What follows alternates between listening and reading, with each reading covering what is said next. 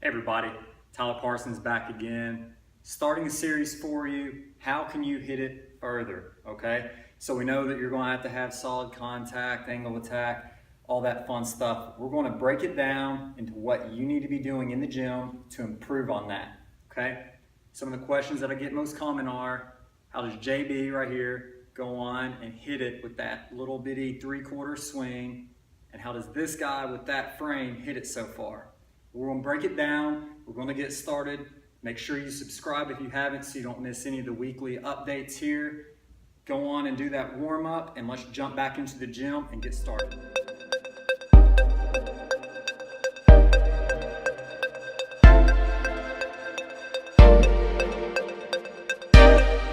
Okay, different location. Clearly we're not in the gym. It's having some issues getting that film for you there, but dedicated to bring you the exercises you need to get better. So here we go. Obviously solo key. We can do this in golf clothes, so nothing too taxing by any means. Nice little break from the norm. Talking about how we're going to help you get better in this first series for longer drives, and we've already touched on the rotation. If we're looking at JB, who we mentioned in the intro there, he makes a really big shoulder turn, and it's just his hands getting to the top and how he actually sets those wrists that makes everybody think that it's a 3/4 swing, when in reality he's made a full turn, okay? So that's one of the reasons that I wanted to start with this. If we're also referencing Justin Thomas with that small frame, it's still pounding it out there. When he started with me, he was around 55, 53, one side versus the other on rotation. Tour average is 61 to 70. Now, as we improved with all that, Justin's speed obviously went up, and I'm not taking all the credit on that, but his rotation climbed to over 70 degrees. So, extremely important. A lot of you at home are not going to be able to make a proper and full turn without either compensating or just not doing it in general. We need to have that full runway, as KP like to call it, to build up that power, to unleash it. Here's what we're going to do. Let's get started. I want you to get set up in that golf posture. We're going to do some exaggerated turns and do windmills. As I turn, I want to feel like I'm almost going to spin in a circle. So no, I'm not actually going to try to hit a ball this way, but really just turning these through while I'm staying down in the golf posture is going to allow for those shoulder blades to be protracting and retracting while we're rotating that torso, helping stretch out the hips a little bit, and really just helping you learn what it's like to coil and make the proper turn. On all these exercises, I would encourage to act like that ball is down in front of you and make sure as you turn, that back shoulder is behind the ball. And then as we turn through, same thing, go on and uncoil. We want to make sure that we have a proper turn through as well, so that as we are firing through, the body's not wanting to slow down until well after the shot.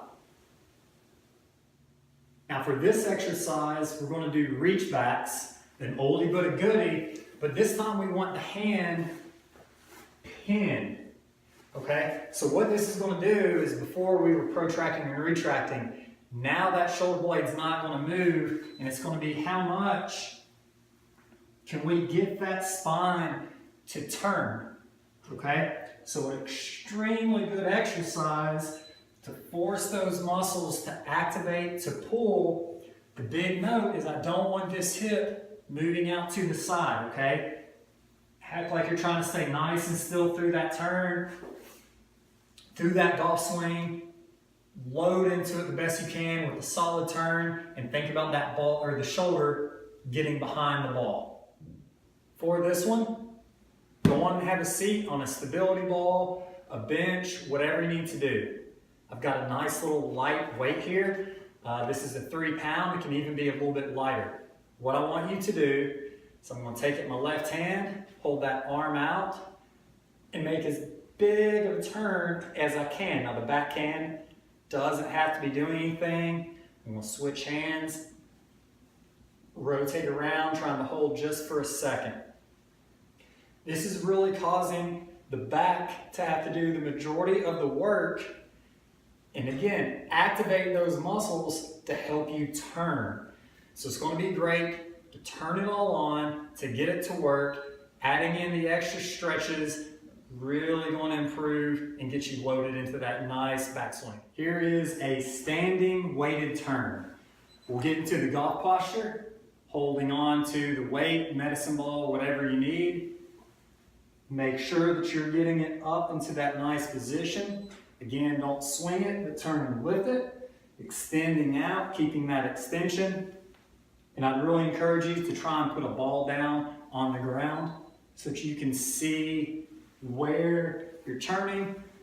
The key of this exercise and all the exercises, get a bigger turn, get the shoulder behind the ball.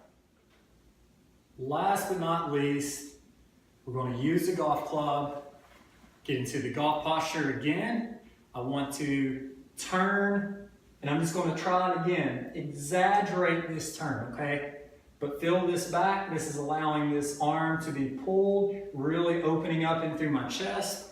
We'll switch hands, turn and go to the other side.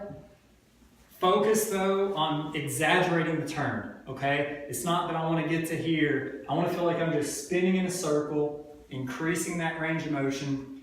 That way when I put two hands on the club, I can turn, I'm nice and loaded, shoulder behind the ball, building up that runway.